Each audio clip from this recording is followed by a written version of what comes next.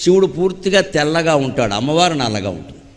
పూర్తిగా తెల్లగా ఉండేవాడికి కంఠంలో నలుపు ఎందుకు వచ్చింది? విషము సేవించడం వల్ల వచ్చింది. ఆ విషయాన్ని కూడా ఆయన ఏం చేశాడు? మింగితే లోపలున్న లోకాలు దగ్ధమవుతాయని, బయటకి కక్కితే బయట ఉన్న లోకాలు దగ్ధమవుతాయని అటు ఇటు కాకుండా కంఠంలో పెట్టు కూర్చున్నాడు. అందుకే కొంతమంది సమస్యలను బయటికి చెప్పలేక పడలేక నానా బాధ పడుతుంటే మెంగలేక కక్కలేక ఎడుతున్నాడు అంటారు. అందుకే శ్రీకంఠుడు ఎందుకయ్యాడు? లోకం కోసం ఆయన త్యాగం చేశాడు.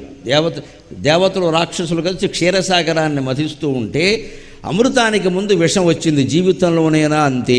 మహత్తరమైన వైభవాన్ని మనం పొందబోతూ ఉంటే ముందు ఒక దుఃఖం వస్తుందమ్మా. ఖచ్చితంగా ఒక దుఃఖం మన చుట్టుముట్టింది అంటే వెంటనే భగవంతుడు కృతజ్ఞతలు చెప్పాలి. ఒక మహాసుఖాన్ని ఏదో నాకు ఇవ్వబోతున్నావయ్యా, నీకు నమస్కారం అని చెప్పాలి ఖచ్చితంగా. అలా దుఃఖాన్ని తట్టుకోగలగాలి. అంతేకాని ఈ చిన్న దుఃఖానికే మనం తట్టుకోలేక నానా బాధ పడిపోతే రేపు సుఖం వస్తే అనుభవించేది ఎవరు?